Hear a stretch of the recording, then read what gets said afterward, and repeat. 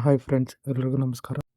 ಇವತ್ತಿನ ಏನು ವಿಚಾರ ಹೇಳಕ್ಕೆ ಬಂದಿದ್ದೀನಿ ಅಂದರೆ, ನಾನು ಫಸ್ಟೇ ಅಂದ್ಕೊಂಡಿದ್ದೆ ಏನಪ್ಪ ಅಂದರೆ ಗಿಡಗಳನ್ನ ತೊಗೊಂಬರೋದೇ ಒಂದು ದೊಡ್ಡ ಚಾಲೆಂಜು, ಅದೇ ಒಂದು ದೊಡ್ಡ ಟಾಸ್ಕ್ ಅಂತಂದು. ಬಟ್ ಅದೆಲ್ಲ ಅದು ತಂದ ಮೇಲೆ ಇರೋದೆ ನೆಕ್ಸ್ಟು ಅದನ್ನು ಯಾವ ಥರ ಉಳಿಸ್ಕೋಬೇಕು. ಒಂದು ಕೀಟಗಳಿಂದ ಹಾಳಾಗ್ತವೆ, ಇನ್ನೊಂದು ಕಾಡು ಪ್ರಾಣಿಗಳಿಂದ ಹಾಳಾಗ್ತವೆ. ನೋಡಿ ಏನಪ್ಪ ಈ ಥರ ಹಾಕಿದ ನೀನು ಮುಳ್ಳಿನ ಬೇಲಿನ ಅಂತಂದು ಅನ್ಕೋಬೋದು. ಇಲ್ಲಿ ಒಂದು ಸ್ಪೈಸಸ್ ಗಿಡ ಇದೆ, ಆಲ್ ಸ್ಪೈಸಸ್ ಗಿಡ. ಇದನ್ನು ಏನು ಬಂದು ತಿಂದು ಹೋಗ್ತಿದೋ ಗೊತ್ತಿಲ್ಲ. ಒಟ್ಟಿನಲ್ಲಿ ಎಲೆಗಳನ್ನೆಲ್ಲ ಅರ್ಧ ತಿಂದು ಇದನ್ನು ಯಾವ ಥರ ಕಾಪಾಡಬೇಕು ಅನ್ನೋದೇ ಒಂದು ದೊಡ್ಡ ಚಿಂತೆ ಆಗಿಬಿಟ್ಟಿದೆ. ನೋಡಿ ಯಾವ ಥರ ಎಲ್ಲ ಕ್ಲೀನಾಗಿ ತಿಂದು ಹೋಗಿದ್ದಾವೆ. ಅದು ಮುಂದೆ ಚಿಗುರು ಬಂದಿರುತ್ತಲ್ಲ, ಕರೆಕ್ಟಾಗಿ ಅದನ್ನೇ ತಿಂದು ಹೋಗ್ತವೆ. ಇದನ್ನು ಕೂಡ ಅಷ್ಟೇ, ನಿಂಬೆನೂ ಅಷ್ಟು ನೋಡಿ, ಎಲೆಗಳು ಎಲ್ಲ ಕಿತ್ತು ಹಾಕ್ತಿದ್ದಾವೆ. ಒಂದು ಕಡೆ ಹುಳುಗಳು ಕಾಟ, ಅದಾದಮೇಲೆ ಪ್ರಾಣಿಗಳು ಕಾಟ. ಏನೂ ಮಾಡೋಂಗಿಲ್ಲ, ಸುಮ್ಮನೆ ಹೋಗ್ತಿರೋದೆ. ಇದು ನೋಡಿ ಡ್ರ್ಯಾಗನ್ ಫ್ರೂಟ್ ಬಾರ್ಡ್ರಲ್ಲಿ ಬಾಳೆ ಹಾಕಿದ್ವಲ್ಲ, ಸದ್ಯದಲ್ಲಿ ಒಂದು 6 ಗೊನೆ ಬಂದಿದ್ದಾವೆ. ನೋಡಿ ಹೆಂಗೆ ಕಾಣ್ತಿದ್ವಿ.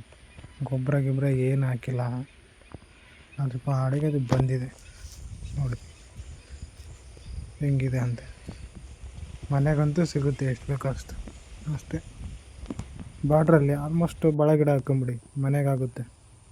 ಯಾರಾದ್ರು ಅಡಿಕೆ ತೋಟ ಮಾಡಿದ್ರು. ಇದು ನೋಡಿ ಗೋಡಂಬಿ ಗ್ರಾಫ್ಟೆಡ್ ತೊಗೊಂಬಂದಿರೋದು, ಆಲ್ರೆಡಿ ವರ್ಷ ಇದು. ಎಷ್ಟಿದೆ ಅಷ್ಟೈತೆ, 2 ಎಲೆ ಬರುತ್ತೆ ಹೋಗುತ್ತೆ. ಈ ಗ್ರಾಫ್ಟೆಡ್ ಗಿಡದ್ದು ಹಣೆ ಬರೋನೇ ಗೊತ್ತಾಗ್ತಿಲ್ಲ, ಏನಾಗಿತ್ತು ಏನು ಅಂತ. ಇದು ಬೆಟ್ಟದ ನೆಲ್ಲಿ, ಬೇಗ ಗ್ರೋತ್ ಆಗಿದೆ. ಇದನ್ನೇ ಗ್ರಾಫ್ಟೆಡ್ಡೇ ಅಂತ ಏನು ಗ್ರೋತ್ ಇಲ್ಲ, ಎಲ್ಲ ಸ್ಲೋ ಗ್ರೋತಿಂಗು. ಸುಮ್ಮನೆ ನರ್ಸರಿ ಮೇಲೆ ಗ್ರಾಫ್ಟೆಡ್ ಅಂತ ತೊಗೊಂಬರ್ತೀವಿ ನಾವು. ಅದು ಜಾಸ್ತಿ ಅಮೌಂಟ್ ಕೊಟ್ಟು, ಎಕ್ಸ್ಟ್ರಾ ದುಡ್ಡು ಕೊಟ್ಟು ತೊಗೊಂಬರ್ತೀವಿ. ಬೇಗ ಬರುತ್ತೆ ಅಂತ ಗಿಡನೇ ಬೇಗ ಗ್ರೋತ್ ಆಗೋಲ್ಲ. ಆಲ್ಮೋಸ್ಟು ಸೀಡ್ಸ್ ಹಾಕೋದೇ ಬೆಟ್ರ್ ಅನ್ನುತ್ತೆ. ಈ 1 ಇಯರ್ ರಿಸಲ್ಟ್ ಏನಾದ್ರು ನೋಡಿದ್ರಪ್ಪ ಅಂದರೆ, ನನಗೆ ಆಲ್ಮೋಸ್ಟ್ ಆಲ್ ಗ್ರಾಫ್ಟೆಡ್ಗಿಂತ ಸೀಡ್ಸ್ ಹಾಕೋದೇ ಬೆಟ್ರ್ ಅಂತಂದು ಅನ್ಸೋದೆ. ಅದೇ ಉತ್ತಮ. ನಿಮಗೆ ಏನು ಅನಿಸುತ್ತೆ ಅಂತ ಕಾಮೆಂಟ್ ಬಾಕ್ಸಲ್ಲಿ ಕಾಮೆಂಟ್ ಮಾಡಿ. ಒಂದು ಸೀಡ್ಸ್ ಬೆಟ್ರಾ ಅಥವಾ ಗ್ರಾಫ್ಟೆಡ್ ಗಿಡ ಬೆಟ್ರಾ ಅಂತ.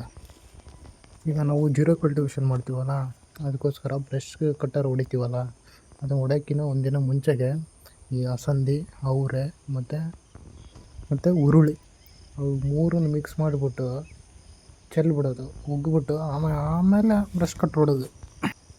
ಒಳ್ಳೆ ಹಸಿರೆಲೆ ಗೊಬ್ಬರ ಕೂಡ ಆಗುತ್ತೆ, ಒಳ್ಳೆ ಚೆನ್ನಾಗಿ ಬೆಳೆಯೋದು.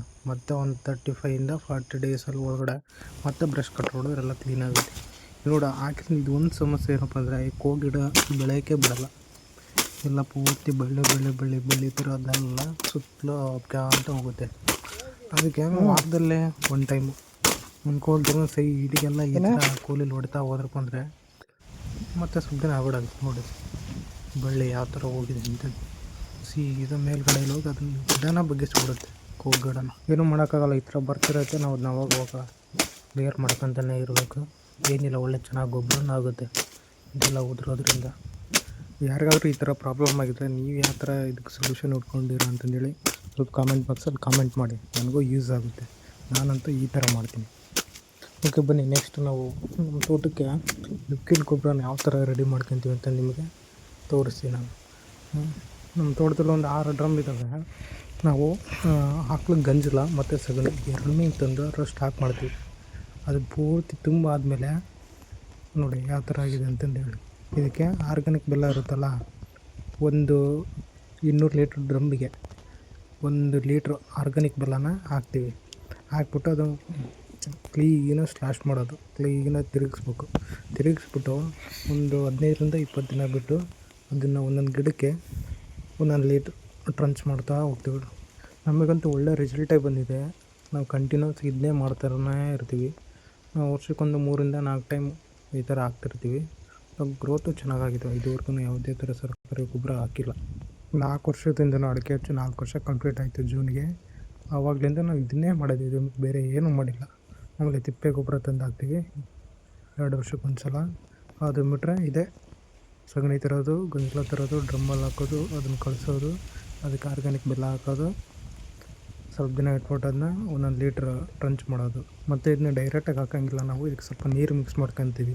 200 ಲೀಟ್ರ್ ಡ್ರಮ್ಮಿಗೆ ಮತ್ತು 200 ಲೀಟ್ರ್ ನೀರು ಮಿಕ್ಸ್ ಮಾಡ್ಕೊಂಡು ಆಮೇಲೆ ಟ್ರಂಚಿಂಗ್. ಫ್ರೆಂಡ್ಸ್, ಇದೇ ರೀತಿಯ ಹೆಚ್ಚಿನ ಮಾಹಿತಿಗಳು ಬೇಕಂದರೆ ನಿಮಗೆ ನನ್ನ ಯೂಟ್ಯೂಬ್ ಚಾನಲನ್ನು ಸಬ್ಸ್ಕ್ರೈಬ್ ಮಾಡ್ಕೊಳ್ಳಿ. ಮತ್ತು ಮುಂದಿನ ವೀಡಿಯೋದಲ್ಲಿ ಮತ್ತೆ ಬೇರೆ ಮಾಹಿತಿಯೊಂದಿಗೆ ಸಿಗೋಣ.